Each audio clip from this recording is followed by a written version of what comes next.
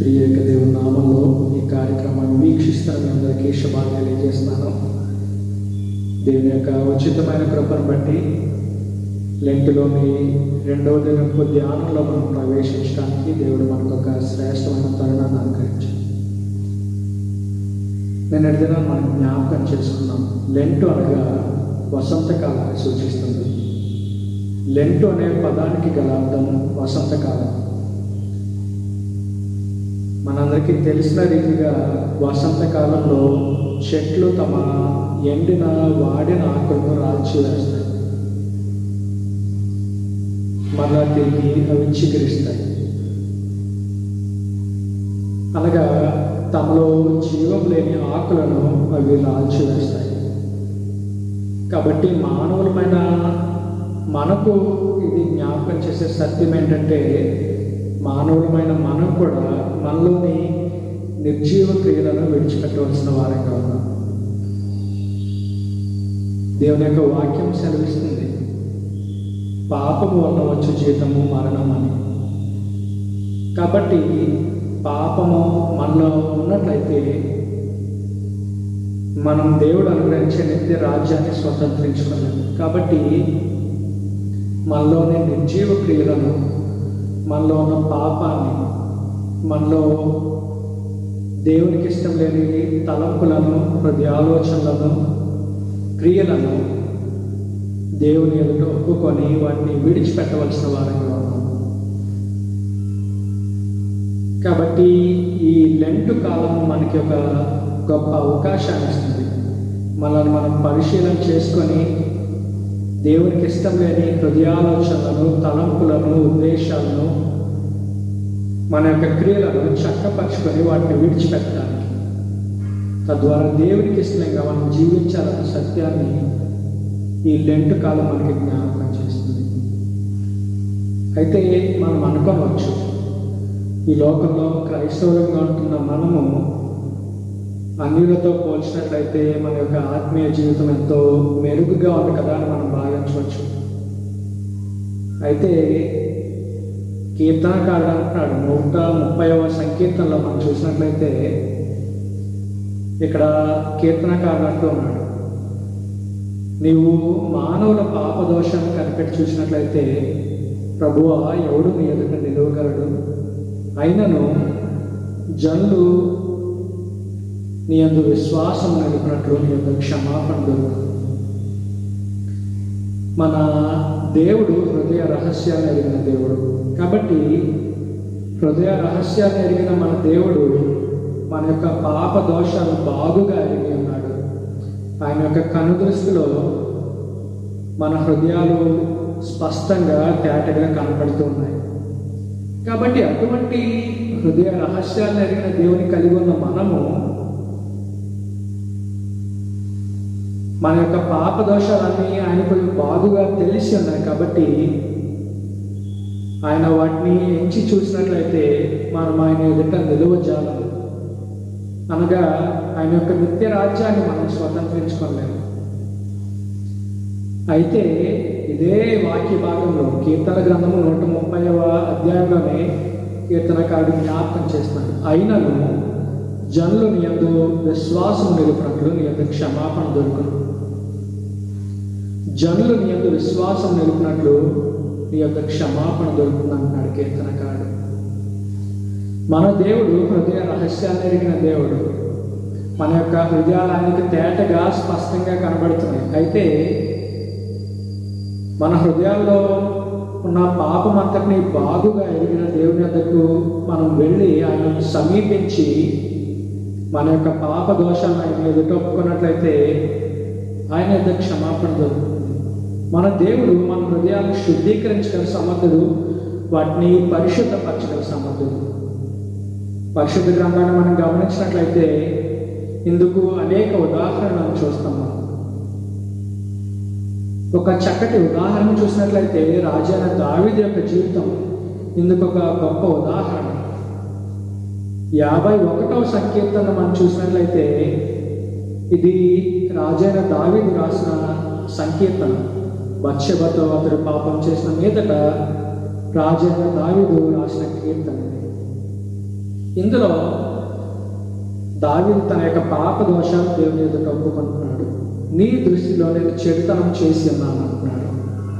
అంతేకాకుండా తాను గూర్చి మాట్లాడుతూ రాజైన దావీదు పలికిన మాటలు ఏంటంటే, నేను పాపంలో పుట్టిన వాడను, పాపంలోనే నా తల్లి నన్ను గర్భాన్ని ధరించింది. నా పాపం నాకు విముఖడవుకము, నా దోషమును తుడిచివేయము. నా అంతరంగంలో స్థిరమైన మనసును నూతనంగా పుట్టించుము. దేవా నా యొక్క శుద్ధ హృదయం కలిగించాయి. ఇవన్నీ రాజైన దావీదు రాసిన మాటలు.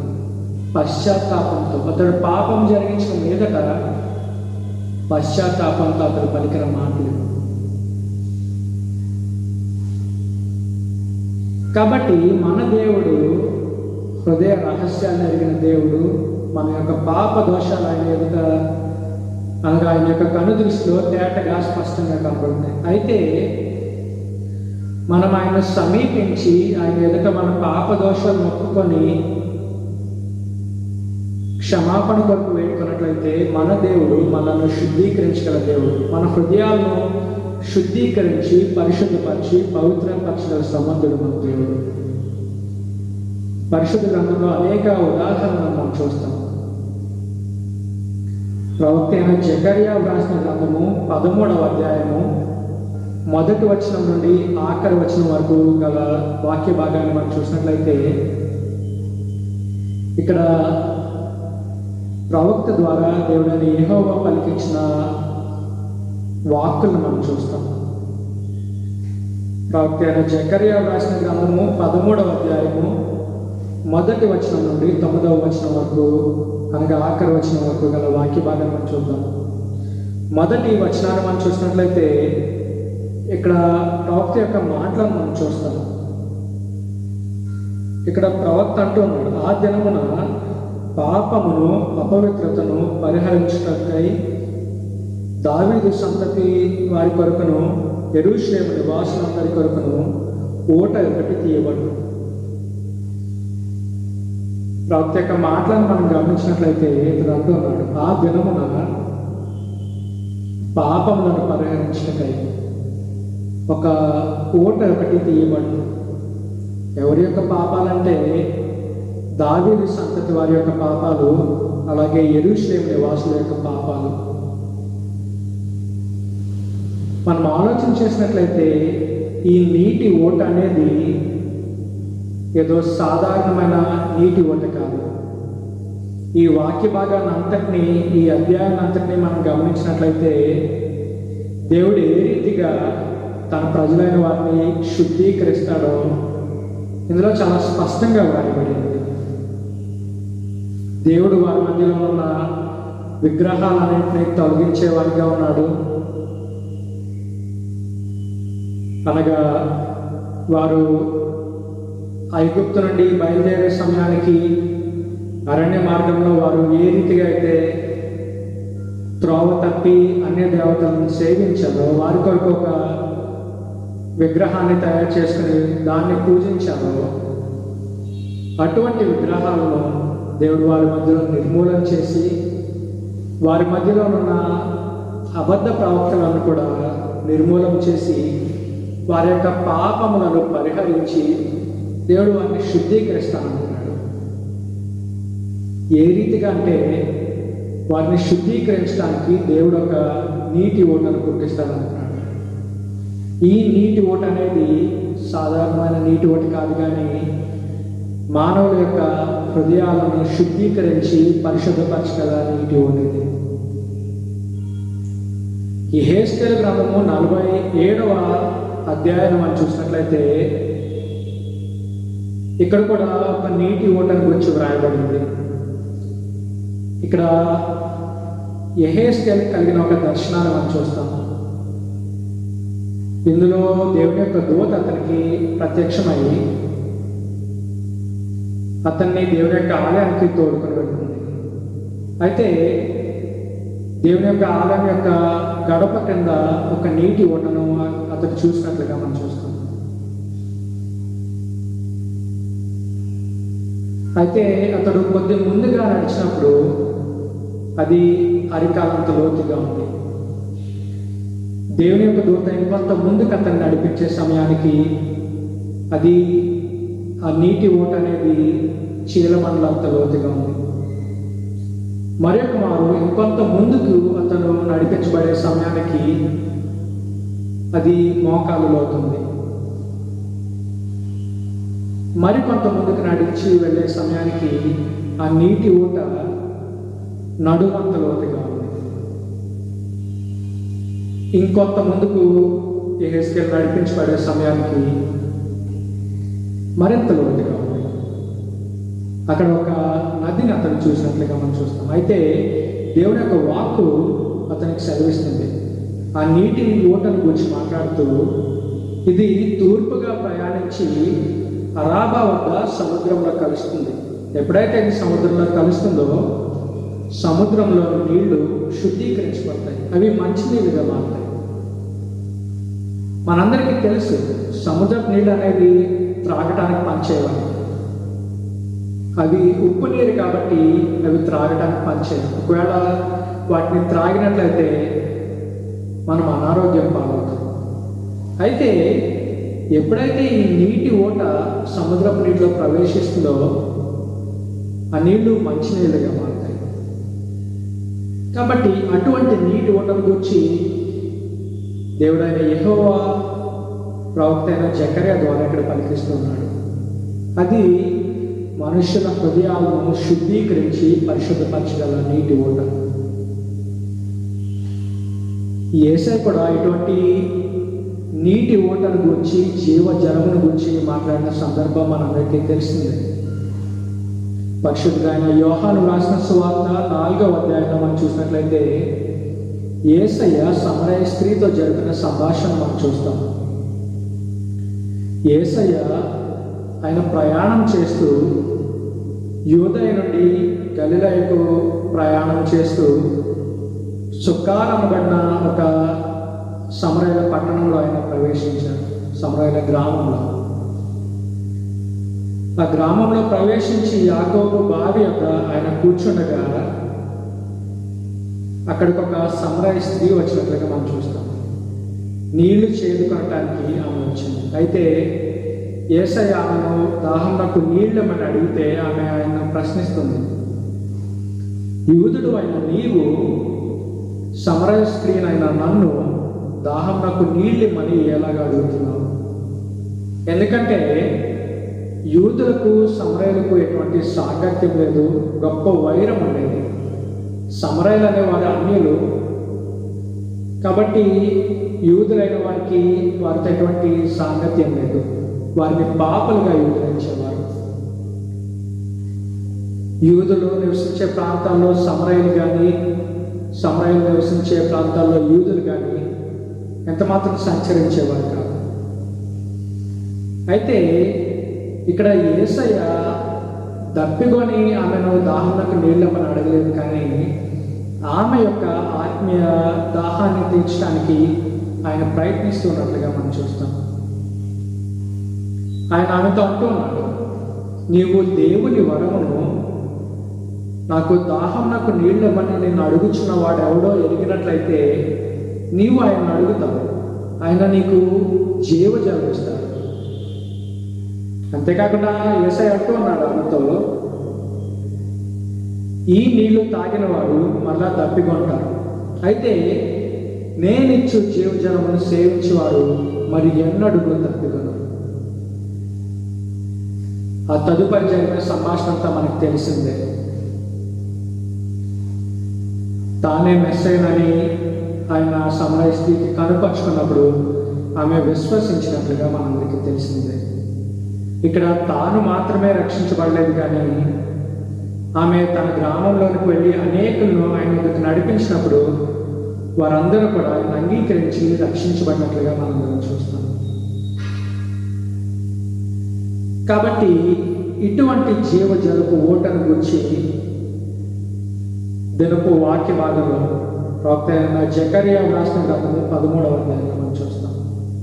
కాబట్టి వీటి ద్వారా మనం జ్ఞాపకం చేసుకోవలసిన సత్యం ఏంటంటే, మన దేవుడు మనను శుద్ధీకరించడానికి ఆయన సిద్ధంగా ఉన్నాడు. ఆయన ఇష్టపడుతున్నాడు మనను శుద్ధీకరించడానికి, మనల్ని పవిత్రపరచడానికి, మనల్ని పరిశుద్ధపరచడానికి, తనకు ఇష్టలుగా మనల్ని మలుచుకోవటానికి మన దేవుడు ఇష్టంగా ఉన్నాడు. అయితే మనము ఆయనను ఆశ్రయించవలసిన వారిగా ఉన్నాం. మన యొక్క పాప హృదయాలను, మన యొక్క శరీరాత్మను ఆయనకు అప్పగించినట్లయితే మనల్ని ఆయన శుద్ధీకరించగల సమర్థుడు. మన యొక్క పాప దోషాలను క్షమించి వాటిని పరిహరించి ఆయన అనుగ్రహించే నిత్య రాజ్యానికి మనల్ని వారసులంగా చేయగల సమర్థుడు. అయితే దినపు పాత నిబంధన వాక్య భాగంలో మనం చూసినట్లయితే ఒక మాట కొంచెం ఆలోచించవలసినదిగా ఉంది. ఇక్కడ 13వ అధ్యాయము, జకర్యా గ్రంథము 13వ అధ్యాయము 1వ వచనంలో ఉంది, దావీదు సంతతి వారిని అలాగే యెరూషలేము నివాసుల యొక్క పాపములను పరిహరించడానికి దేవుడు ఒక నీటి ఓటను పుట్టించబోచున్నాడు. అయితే మనం ఆలోచించవచ్చు, దావీదు సంతతి వారు లేదా యెరూషలేము నివాసులు మాత్రమేనా దేవుని యొక్క సృష్టి? మానవాళ్ళంతటినీ దేవుడు తన స్వరూపంలో సృజించాడు కదా. మనం కూడా దేవుని యొక్క బిడ్డలమే కదా. దావీదు సంతతి వారికి మాత్రమే పాప క్షమాపణ ఉందా, లేదా యెరూషలేము నివాసులకు మాత్రమే పాప క్షమాపణ ఉందా అని మనం అనుకోవచ్చు. పాత నిబంధన కాలంలో దేవుడు తన ప్రజలైన ఇశ్రాయేలీయులను రక్షించడానికి ఇతరులను ఒక రకంగా అణచివేసినట్లుగా మనం చూస్తాం. దేవుని ప్రజలైన ఇశ్రాయేలీయులు అరణ్య ప్రయాణంలో ఉండగా వారి మీదకి లేచిన శత్రువులైన వారందరినీ దేవుడు సంహరించాడు. కనానీయులు, అమోరీయులు, హిత్తీయులు, హివ్వీయులు, పెరిజీలు, యెబూసీలు అనేవారు, ఇంకా అనేక జనాంగంలో వారు ఇటువంటి వారిలో ఉన్నారు. ఇటువంటి వారందరి మీద వారికంటే గొప్పవారైనప్పటికీ, ఇశ్రాయేలీయుల కంటే వారు ఎంతో శక్తివంతులు, బలవంతులైనప్పటికీ దేవుడు తన యొక్క బాహుబలం చేత వీరందరి మీద తన ప్రజలైన వారికి విజయాన్ని అనుగ్రహించాడు. అయితే దేవుడు తన ప్రజలైన వారితో ఒక నిబంధన చేసినప్పుడు వారు ఆ నిబంధనను మీరినట్లుగా మనం చూస్తాం. దేవుడైన యెహోవా తన ప్రజలైన వారి యొక్క అనేక ఆజ్ఞలు, కట్టడలు, శాసనాలు ఉంచినప్పుడు వారు వాటిని మీరినట్లుగా మనం చూస్తాం. వారు అరణ్య ప్రయాణంలో ఉండగా అనేక మార్లు దేవుని యొక్క కోపాన్ని రేపి దేవుని యొక్క ఉగ్రతకు వారు బలయ్యారు. ఫలితంగా దేవుడు వారికి స్వాస్థ్యంగా ఇస్తానని వాగ్దానం చేసిన దేశంలోనికి, పాలు తేనె ప్రవహించే దేశంలోనికి ప్రవేశించింది కేవలం ఇద్దరే, యెహోషువ అలాగే కాలేబులు మాత్రమే వాగ్దాన దేశాన్ని స్వతంత్రించుకోగలిగారు. మిగిలిన వారంతా కూడా అరణ్యంలో దేవుని యొక్క ఉగ్రతకు బలైన వారు. అయితే దేవుడు ఒక క్రొత్త నిబంధన చేస్తున్నాడు. తన యొక్క కుమారుని లోకానికి పంపి తన కుమారుని అందు విశ్వాసం వచ్చి ప్రతి వాడును నశింపక నిత్య జీవాన్ని పొందినట్లు ఆయన కుమారుని మనకు అనుగ్రహించాడు. పరిశుద్ధుడైన యోహాను రాసిన సువార్త 3వ అధ్యాయము 16వ వచనంలో భక్తుని యొక్క మాటలను మనం చూస్తాం. దేవుడు లోకమును ఎంతో ప్రేమించను కాగా తన అద్వితీయ కుమారునిగా పుట్టిన వారి యందు విశ్వాసం ఉంచు ప్రతి వాడును నశింపక నిత్య జీవం పొందినట్లు ఆయన అనుగ్రహించాడు. దేవుడు లోకం ఎంతగానో ప్రేమించాడు. అయితే దేవుడు తాను చేసిన క్రొత్త నిబంధన ప్రకారం ఎవరైతే తన అద్వితీయ కుమారునిగా పుట్టిన వారి అనగా మన ప్రభువును రక్షకుడైన యేసుక్రీస్తునందు విశ్వాసం ఉంచుతారో వారు నశింపక నిత్య జీవం పొందినట్లు ఆయన మనకు అనుగ్రహించాడు. కాబట్టి మనం చేయవలసింది ఏంటంటే మన ప్రభువును రక్షకుడైన యేసుక్రీస్తునందు విశ్వాసం ఉంచవలసిన వారంగా మనందరం ఉన్నాం. ఆ రీతిగా మనం విశ్వాసం ఉంచినట్లయితే మనం కూడా దేవుడు అనుగ్రహించే నిత్య రాజ్యాన్ని మనం స్వతంత్రించుకోగలుగుతాం. అపోస్తలుడైన పౌలు కూడా ఇదే విషయాన్ని ధృవీకరిస్తున్నాడు. పౌలు గలతీయులకు రాసిన పత్రిక 3వ అధ్యాయంలో మనం చూస్తాం. అపోస్తలుడైన పౌలు యొక్క మాటలను మనం ఇక్కడ గమనించినట్లయితే, అపోస్తలుడైన పౌలు గలతీయులకు రాసిన పత్రిక 3వ అధ్యాయము 28 అలాగే తదుపరి వచనాల్లో మనం చూస్తాం. పౌలు అంటూ ఉన్నాడు, యేసు క్రీస్తునందు మీరందరూ విశ్వాసము వలన దేవుని కుమారులై ఉన్నారు. యేసు క్రీస్తునందు విశ్వాసము వలన మీరందరూ దేవుని యొక్క కుమారులై ఉన్నారు. అనగా మీరందరూ దేవుని యొక్క నిత్య రాజ్యాన్ని స్వతంత్రించుకోగలుగుతారు. అయితే ఈ రీతిగా దేవుని కుమారులను పట్టడానికి మనం చేయవలసింది ఏంటంటే, యేసుక్రీస్తునందు నిలిచి ఉండాలి, ఆయన విశ్వాసాన్ని నిలపాలి. అంత మాత్రమే కాకుండా అపోస్తలుడైన పౌలు మరి ఒక సత్యాన్ని ఇక్కడ మనకి జ్ఞాపకం చేస్తున్నాడు. ఇందులో యూదుడని గ్రీసు దేశస్థుడని భేదం లేదు, దాసుడని స్వతంత్రుడని భేదం లేదు, స్త్రీ అని పురుషుడని భేదం లేదు. కాబట్టి దేవుని కుమారులంగా మనం పిలువబడాలంటే మనం చేయవలసింది ఆయన విశ్వాసం ఉంచడం మాత్రమే. ఆయన విశ్వాసం ఉంచినట్లయితే, దేవుని యొక్క అద్వితీయ కుమారునిగా పుట్టిన ఆయన విశ్వాసాన్ని ఉంచినట్లయితే, ఆయన నిలిచి ఉన్నట్లయితే, దేవుడు అనుగ్రహించే నిత్య రాజ్యాన్ని మనం స్వతంత్రించుకోగలుగుతాం. అనగా దేవుడు మన యొక్క పాప దోషాలను పరిహరించి మన యొక్క శరీరాత్మలను శుద్ధీకరించి పరిశుద్ధపరచగల సమర్థుడు. పరిశుద్ధ గ్రంథాన్ని మనం గమనించినట్లయితే, ఆయనను ఆశ్రయించిన వారిని ఆయన ఏ రీతిగా శుద్ధీకరిస్తాడో, ఏ రీతిగా పవిత్రపరుస్తాడో అనేక వాక్య భాగాలు జ్ఞాపకం చేస్తున్నాయి. పరిశుద్ధుడైన మార్కు రాసిన సువార్త 1వ అధ్యాయము 40వ వచనం నుండి తదుపరి వచనాల్లో మనం చూసినట్లయితే, కుష్ఠరోగం కలిగిన ఒక వ్యక్తి యేసయ్య ఎదుట మోకాళ్ళుని ఆయనను వేడుకుంటున్నాడు, ఆయనకు విజ్ఞాపన చేస్తున్నాడు. నీకు ఇష్టమైతే నన్ను శుద్ధినిగా చేయగలవని అతడు పలికినప్పుడు యేసయ్య అతను చూచి ఆయన అతని ఎందుకు కనికరపడి, నాకిష్టమే, నీవు శుద్ధుడు కమ్మని పలికిన మీదట అతని యొక్క కుష్ఠరోగం అతన్ని విడిచిపోయినట్లుగా, అతడు శుద్ధీకరించబడినట్లుగా మనం చూస్తాం. కాబట్టి ఈ వృత్తాంతాన్ని మనం గమనించినట్లయితే, అతన్ని ఏ రీతిగా అయితే యేసయ్య శారీరకంగా శుద్ధీకరించాడో మనం చూస్తాం.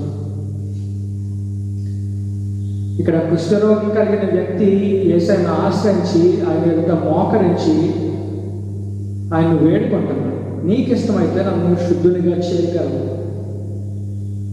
అది చూచి ఆయన అతని ఎందుకు కనికరం ఉంచినట్లుగా మనం చూస్తాం. అతని ఎందుకు కనికరించి అతనికి ఆయన స్వస్థతను అనుగ్రహించినట్లుగా మనం చూస్తాం. అదే రీతిగా పరిశుద్ధుడైన లూకా రాసిన సువార్త 15వ అధ్యాయాన్ని మనం చూసినట్లయితే,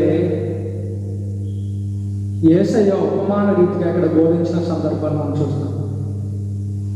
యేసయ్య ఉపమాన రీతిగా బోధిస్తూ ఆయన పలికిన మాటలను మనం చూసినట్లయితే, ఒక వ్యక్తికి 2 కుమారులు ఉన్నారు. అయితే అందులోని చిన్నవాడు తన యొక్క తండ్రి వద్దకు వచ్చి ఆస్తిలో తన యొక్క భాగం ఇమ్మని తండ్రిని వేడుకున్నప్పుడు, తండ్రి తన యొక్క ఆస్తిని పంచి తన యొక్క కుమారులకు దాన్ని ఇచ్చినట్లుగా మనం చూస్తాం. అయితే కొన్ని దినాలైన తర్వాత ఆ చిన్న కుమారుడు ఆస్తిలో తన యొక్క భాగాన్ని తీసుకొని దూరదేశానికి వెళ్ళిపోయాడు. దూరదేశానికి వెళ్ళిపోయిన అతను దుర్వ్యాపారం చేత ఆస్తిలో తన యొక్క భాగాన్ని అతడు దుర్వినియోగం చేశాడు. తన యొక్క ఉన్న సమస్తాన్ని అతడు ఖర్చు చేశాడు. అయితే ఈ రీతిగా జరిగిన తర్వాత ఆ దేశంలో ఒక గొప్ప కరువు వచ్చింది. కరువు వచ్చిన కారణంగా అతడు ఇబ్బంది పడసాగినట్లుగా మనం చూస్తాం.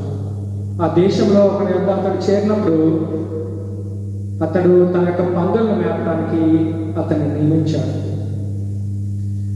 పందులు తినే పట్టుతో ఈ చిన్న కుమారుడు తన యొక్క ఆకలిని తీర్చుకొని ప్రయత్నించాడు. అయితే తనకు బుద్ధి వచ్చినప్పుడు ఇతను ఆలోచిస్తున్నాడు, నా తండ్రి యొక్క ఎంతోమంది దాసులకు ఆహారం సమృద్ధిగా ఉంది, నేనైతే ఇక్కడ ఆకలికి చనిపోవచ్చు ఉన్నాను, ఆకలికి నేను చచ్చిపోయేలా ఉన్నాను. కాబట్టి నేను లేచి నా తండ్రి వద్దకు వెళ్తాను, నా తండ్రి వద్దకు వెళ్ళి నా పాపాన్ని ఒప్పుకుంటాను. తండ్రి, నేను పరలోకమునకు విరోధంగాను నీ ఎదుటను పాపం చేశాను, కాబట్టి నీ కుమారుని పిలువబట్టకు ఎంత మాత్రమూ నేను యోగ్యుడు కాను, నీ దాసులలో ఒకనిగా నన్ను చేర్చుకోమని నా తండ్రిని వేడుకుంటానని చెప్పి అతడు లేచి తన తండ్రి వద్దకు వెళ్తున్నాడు. అయితే తండ్రి దూరం నుండి అతన్ని చూసి పరిగెత్తుకొని వచ్చి అతన్ని కౌగలించుకొని అతన్ని ముద్దు పెట్టుకొని తన దాసులకు ఆజ్ఞాపిస్తున్నాడు, ప్రశస్త వస్త్రం తెచ్చి వీరికి ధరింపచేయండి, చేతికి ఉంగరాన్ని తొడిగించండి, అలాగే కాలికి పాదరక్షలను తొడిగించండి. దూరదేశం నుండి వచ్చే సమయానికి అతడు మాస్ పైన బహుశా చిరిగిపోయిన వస్త్రాలను ధరించి ఉండవచ్చు. అయితే తండ్రి తన దాసులకు మొదట ఆజ్ఞాపించింది, ప్రశస్త వస్త్రాన్ని వీనికి ధరింపచేయండి, చేతికి ఉంగరాన్ని ధరింపచేయండి, అలాగే పాదరక్షలను ధరింపచేయండి. వీటన్నింటినీ మనం గమనించినట్లయితే ఉంగరం అనేది అధికారానికి సూచనగా ఉంది. అలాగే ఆ దినాల్లో బానిసలైన వారు లేదా దాసులైన వారు పాదరక్షలు ధరించేవారు కాదు. కాబట్టి ఇక్కడ జరిగిందాన్ని మనం ఆలోచన చేసినట్లయితే ఈ చిన్న కుమారుడు తనలో తను భావించాడు, నేను నా తండ్రి వద్దకు వెళ్ళి నా పాపాన్ని ఒప్పుకొని నేను పాపం చేశాను కాబట్టి నీ కుమారులో ఒకరిగా పిలువబడటానికి నేను యోగ్యుడిని కాను, కాబట్టి నీ దాసులో ఒకరిగా నన్ను చేసుకో. ఈ రీతిగా తండ్రిని వేడుకుంటున్నప్పటికీ తండ్రి అతని దాసునిగా చేర్చుకోలేదు కానీ కుమారునిగా చేర్చుకున్నాడు. అతడు ఏ అధికారం అయితే పోగొట్టుకున్నాడో, కుమారునిగా ఉండే యోగ్యతను అతను పోగొట్టుకున్నాడో వాటిని తండ్రి అతనికి తిరిగిస్తున్నాడు.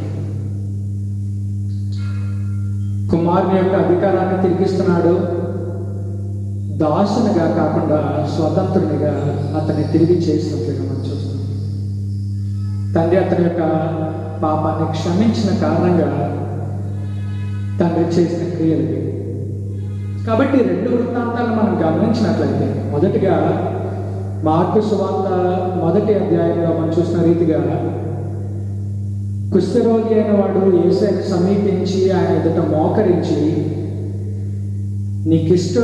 నీకిష్టమైతే నన్ను శుద్ధినిగా చేయగలవు అన్నప్పుడు ఆయన అతను శుద్ధీకరించినట్లుగా మనం చూస్తాం. రెండవదిగా తప్పిపోయిన కుమారుడు పాపం చేసిన తర్వాత తిరిగి తండ్రి వద్దకు వచ్చి నీ దాసులలో ఒకరిగా చేర్చుకోమంటే తండ్రి అతన్ని తిరిగి కుమారునిగా చేర్చుకున్నాడు. అతను పోగొట్టుకున్న అధికారాన్ని, కుమారునిగా అతను పోగొట్టుకున్న స్వాతంత్ర్యాన్ని తండ్రి అతనికి తిరిగి ఇచ్చినట్లుగా మనం చూస్తాం. అతని యొక్క పాపాన్ని క్షమించినట్లుగా మనం చూస్తాం. కాబట్టి మొదటిగా యేసయ్య కుష్ఠరోగి యొక్క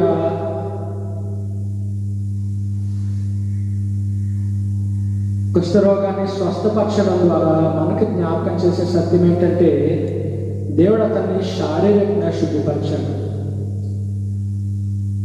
అతని శరీరంలో ఉన్న కల్మషాన్ని, బలహీనతను తీసివేసి సంపూర్ణ ఆరోగ్యాన్ని ఇచ్చాడు. అది శారీరకమైన శుద్ధీకరణ అయితే, తప్పిపోయిన కుమారుడు యొక్క ఉపమానంలో మనం చూస్తుంది ఆత్మీయమైన శుద్ధీకరణ. అతని యొక్క హృదయాన్ని దేవుడు శుద్ధీకరించినట్లుగా మనం చూస్తాం. అతను పోయిన అధికారాన్ని, అతను కోల్పోయిన స్వాతంత్రాన్ని తండ్రి తన చిన్న కుమారునికి తిరిగి ఇచ్చినట్లుగా మనం చూస్తాం. కాబట్టి ఈ దినపు వాక్య భాగాలు మనకి జ్ఞాపకం చేసే సత్యాలను మనం గమనించినట్లయితే, ఈ దినపు పాత నిబంధన వాక్య భాగంలో ప్రవక్త అయిన జకర్యా ద్వారా దేవుడు పలికించిన వాక్కును మనం చూసినట్లయితే అక్కడ వ్రాయబడి ఉంది, దావీదు సంతతి వారి యొక్కయు యెరూషలేము నివాసుల యొక్కయు పాపము పరిహరించడానికి దేవుడు ఒక ఓటను పుట్టించాడు. అయితే అది పాత నిబంధన కాదు. దేవుడు మరి ఒక క్రొత్త నిబంధనను చేయడం ద్వారా, అనగా తన యొక్క కుమారుని లోకానికి పంపినప్పుడు ఎవడైతే ఆయన విశ్వాసం ఉంచుతాడో వాడు నశింపక నిత్య జీవం పొందినట్లు ఆయన అనుగ్రహించాడు. ఎవడైతే ఆయన విశ్వాసం ఉంచుతాడో, ఆయన నిలిచి ఉంటాడో, వాని యొక్క పాప దోషాలను క్షమించి వాని యొక్క శరీరాత్మలను శుద్ధీకరించి పరిశుద్ధపరచగల సమర్థుడు మన దేవుడు. కాబట్టి మనం పరిశీలన చేస్తున్నాం. కీర్తనకారుడు మనకి జ్ఞాపకం చేస్తున్నాడు, శరీరంలో ఏ నరుడు కూడా దేవుని యొక్క కనుదృష్టిలో నీతిమంతునిగా తీర్చబడ్డాడు. హృదయ రహస్యాలను ఎరిగిన దేవుడు మన యొక్క పాప దోషాన్ని కనిపెట్టి చూసినట్లయితే మనలో ఏ నరుడు కూడా ఆయన ఎదుట నిలువజాలడు. అయితే మనం ఆయన విశ్వాసం నిలిపినట్లు మన దేవుని యొక్క క్షమాపణ దొరుకుతుంది. మన యొక్క పాప దోషాల నిమిత్తమై మనం ఆయనను సమీపించినట్లయితే, మన యొక్క పాప దోషాలను ఆయన ఎదుట ఒప్పుకున్నట్లయితే ఆయన మన పాపముల నుండి మనకు విముక్తిని ప్రసాదించగల సమర్థుడు. మన పాప దోషాలను క్షమించి ఆయన తన యొక్క నిత్య రాజ్యానికి మనను వారసులంగా చేయగల సమర్థుడు. పరిశుద్ధ గ్రంథాన్ని మనం గమనించినట్లయితే ఇంకను ఇతర ఉదాహరణలు కూడా ఉన్నాయి. యోహాను రాసిన మొదటి పత్రిక 1వ అధ్యాయంలో మనం చూసినట్లయితే, యోహాను రాసిన మొదటి పత్రిక 1వ అధ్యాయము 8వ వచనము అలాగే తదుపరి వచనాల్లో మనం చూస్తాం, మన పాపములను మనం ఒప్పుకొనిన ఎడల ఆయన నమ్మదగిన వాడును నీతిమంతుడు కనుక ఆయన మన పాపములను క్షమించి సమస్త దుర్నీతి నుండి మనల్ని పవిత్రులుగా చేయాలి. మన యొక్క పాప దోషములను ఆయన ఎదుట ఒప్పుకున్న ఎడల మన దేవుడు నమ్మక ఆయన మన పాపములన్నింటి నుండి మనకు విముక్తిని ప్రసాదించగల సమర్థుడు. మన పాప దోషాలను క్షమించి సమస్త దుర్నీతి నుండి మనల్ని పవిత్రులుగా చేయాలి. కాబట్టి మన దేవుడు మనల్ని పవిత్రపరచగల సమర్థుడు. కాబట్టి ఈ లెంటులోని 2వ దినపు ధ్యానంలో దేవుని యొక్క వాక్యాన్ని ధ్యానించిన మనల్ని మనం పరిశీలన చేసుకుందాం. మనలో దేవుని చిత్తానికి వ్యతిరేకమైన తలంపులు కానీ హృదయాలోచనలు కానీ ఉన్నట్లయితే, క్రియలు కానీ ఉన్నట్లయితే, వాటిని బట్టి మనం ఆయనను సమీపించినట్లయితే మన దేవుడు నమ్మదగిన వాడును నీతిమంతుడు కనుక ఆయన సమస్త దుర్నీతి నుండి మనల్ని పవిత్రంగా చేయగల సమర్థుడు. మన శరీరాత్మను శుద్ధీకరించి పవిత్రపరచగల సమర్థుడు మన దేవుడు. కాబట్టి మనం పరిశీలన చేసుకుందాం. ఈ లెంటు కాలం మరి యొక్క శ్రేష్టమైన అవకాశాన్ని మనకు అందించింది. మనం పరిశీలన చేసుకోవడానికి, దేవునికి ఇష్టం లేని తలంపులు కానీ హృదయాలోచనలు కానీ క్రియలు కానీ మనలో ఉన్నట్లయితే దేవుని సమీపించి ఆయన ఎదుట మన పాప దోషాలను ఒప్పుకోవటానికి, పాప క్షమాపణ మనం పొందుకోవటానికి, పవిత్రంగా మారటానికి ఈ లెంట్ మనకు మరొక తరుణాన్ని ఇస్తుంది. కాబట్టి ఈ శ్రేష్టమైన అవకాశాన్ని మనం సద్వినియోగం చేసుకోగలుగుతాం. మనం పరిశీలన చేసుకున్నట్లయితే మనం పరిశీలన చేసుకుందాం. మన యొక్క పాప దోషాన్ని బట్టి దేవుని సమీపించి క్షమాపణ వేడుకున్నట్లయితే దేవుడు మనం పవిత్రపరచాల్సింది. ఆ రీతిగా దేవుని చేత మన యొక్క శరీరాత్మలను పరిశుద్ధపరచుకొని పవిత్రపరచుకొని దేవుని యొక్క నిత్య రాజ్యాన్ని మనం స్వతంత్రించుకొనగలగటానికి పరిశుద్ధాత్మ దేవుడు ఇప్పుడు వచ్చిన మనందరికీ సహాయం చేయండి. ఆమె